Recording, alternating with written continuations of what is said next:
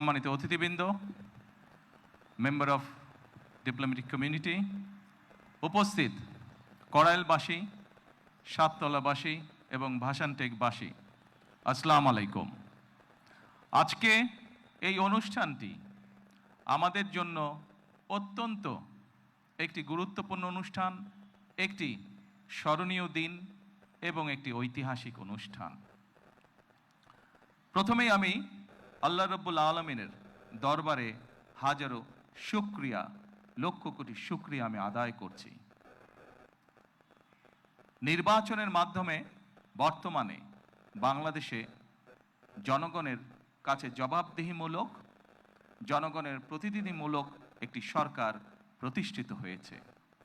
এই সরকারকে এই দেশের মানুষ নির্বাচিত করেছেন। স্বাভাবিকভাবে এই সরকার এই দেশের মানুষের কাছে জবাবদিহি করতে বাধ্য।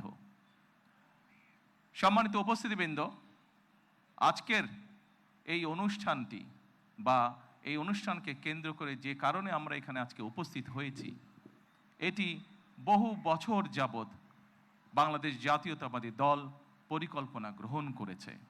বাংলাদেশের জনসংখ্যার অর্ধেক জনসংখ্যা হচ্ছে নারী।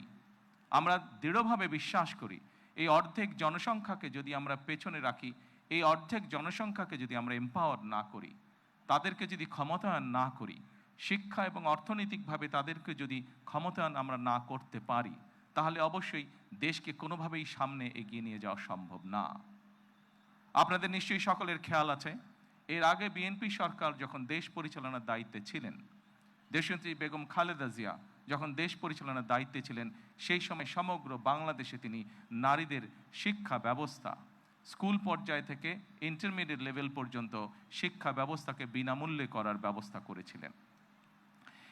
সেই শিক্ষিত নারী সমাজকে আজকে আমরা অর্থনৈতিকভাবে এম্পাওয়ার করতে চাই, অর্থনৈতিকভাবে তাদের সচ্ছলতা গড়ে তুলতে চাই, এবং সেই লক্ষ্যকে সামনে রেখেই বর্তমান সরকার গঠনের আগেই পরিকল্পনা গ্রহণ করেছে কিভাবে নারীদেরকে আমরা ক্ষমতায়ন করব, অর্থনৈতিকভাবে সচ্ছল করে গড়ে তুলব। এবং তারই অংশ হিসাবে আজকে এই ফ্যামিলি কার্ড আমরা সমগ্র বাংলাদেশে পর্যায়ক্রমিকভাবে ইন্ট্রোডিউস শুরু করলাম। আজকে আমরা প্রাথমিক পর্যায়ে, আপনারা নিশ্চয়ই এর মধ্যে বক্তব্য শুনেছেন, প্রাথমিক পর্যায়ে আমরা যেহেতু সরকারের কিছু নিয়ম নীতি আছে, আমাদেরকে সেই সকল নিয়ম নীতির মধ্যে দিয়ে আমাদেরকে একটি কাজ শুরু করতে হবে, এবং সেই নিয়ম নীতির অংশ হিসাবেই প্রথমে পাইলট প্রজেক্ট করতে হবে। সমগ্র বাংলাদেশে 14টি জায়গায় বা 14টি উপজেলায় এই কাজ শুরু হয়েছে।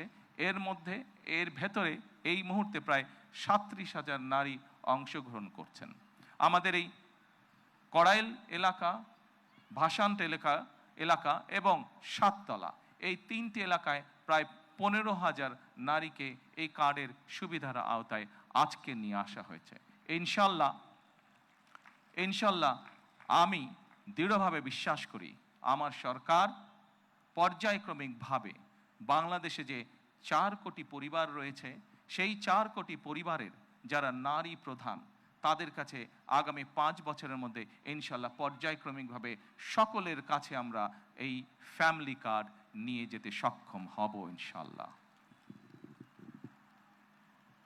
সম্মানিত সকল উপস্থিতিবৃন্দ, আমি আমার বক্তব্যের প্রথমেই বলেছি যে আমরা একটি দায়িত্বশীল সরকারের ভূমিকা পালন করতে চাই, যেই সরকার জনগণের জন্য কাজ করবে, যেই সরকার কাজ করবে দেশের জন্য।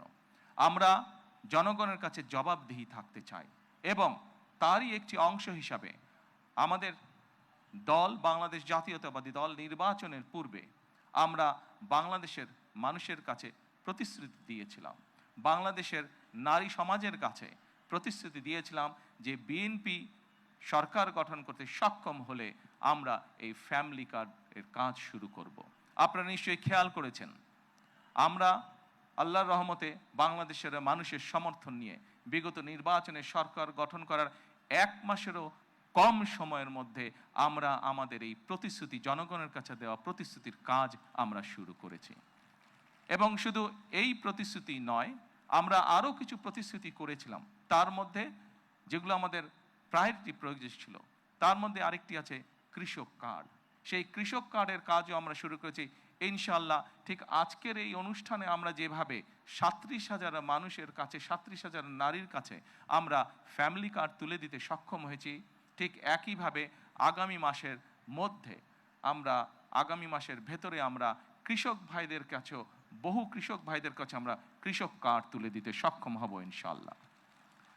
সম্মানিত উপস্থিতিবৃন্দ, আপনারা নিশ্চয়ই খেয়াল করেছেন আমরা দেশের মানুষের কাছে আমরা প্রতিশ্রুতি দিয়েছিলাম, বিশেষ করে আমরা বাংলাদেশের কৃষক ভাইদের কাছে আমরা প্রতিশ্রুতি দিয়েছিলাম যে বিএনপি সরকার গঠন করতে সক্ষম হলে যাদের কৃষি ঋণ 10,000 টাকা পর্যন্ত আছে, কৃষি ঋণ সুদ সহ, সেই কৃষি ঋণ বিএনপি সরকার গঠনে সক্ষম হলে সেই কৃষি ঋণ আমরা মৌকুফ করব। আল্লাহ রহমতে আমরা গত সপ্তাহে সেই 10,000 টাকা পর্যন্ত কৃষি ঋণ মৌকুফ সরকারের পক্ষ থেকে করে দেওয়া হয়েছে সুদ সহ। এইভাবে একে একে আমরা জনগণের কাছে দেওয়া প্রতিশ্রুতিগুলো, যেই প্রতিশ্রুতিগুলো পূরণের মাধ্যমে জনগণের ভাগ্যের পরিবর্তন হবে, যেই প্রতিশ্রুতিগুলি পূরণের মাধ্যমে, একটি সরকারের প্রতিশ্রুতি পূরণের মাধ্যমে দেশের ভাগ্যের পরিবর্তন হবে, জনগণের ভাগ্যের উন্নয়ন ঘটবে, সেই প্রতিশ্রুতিগুলো আমরা ধীরে ধীরে পর্যায়ক্রমিকভাবে যে কোনো মূল্যে পূরণের চেষ্টা করব। আজকে এই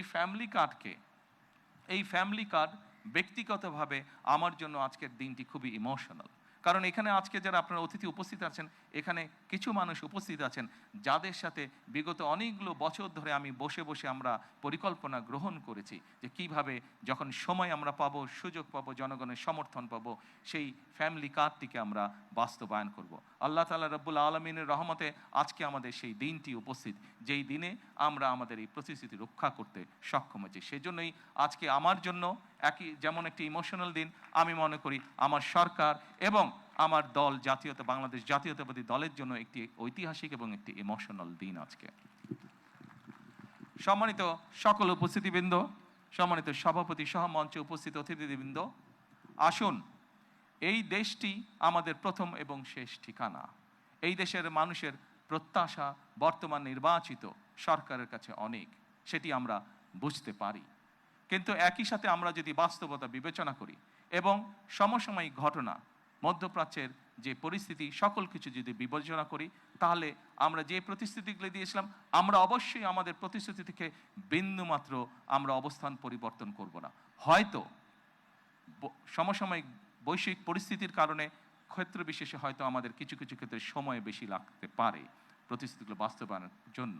সেজন্যই আজকে আমি সকলকে অনুরোধ করব, এখানে যে সকল এলাকাবাসী উপস্থিত আছেন, আপনাদের মাধ্যমে সমগ্র দেশবাসী যে সকল উপস্থিত আছেন, আপনাদের মাধ্যমে সমগ্র দেশবাসীকে এবং মিডিয়ার মাধ্যমে সমগ্র দেশবাসীকে আমি অনুরোধ করব যে আসুন আমরা ধৈর্যের সাথে সমগ্র পরিস্থিতি মোকাবেলা করি, আমরা ধৈর্যের সাথে সুন্দরভাবে আমাদের এই দেশটিকে গড়ে তুলি।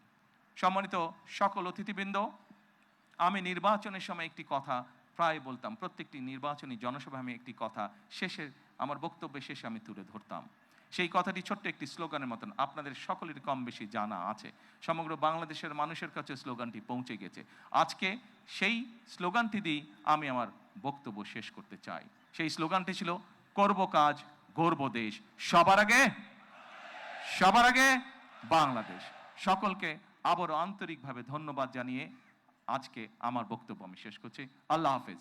বাংলাদেশ জিন্দাবাদ। মাননীয় প্রধানমন্ত্রী, আপনার মূল্যবান দিক নির্দেশনামূলক বক্তব্যের জন্য আন্তরিক ধন্যবাদ ও কৃতজ্ঞতা জানাচ্ছি। মাননীয় প্রধানমন্ত্রী অনুষ্ঠানস্থল ত্যাগ না করা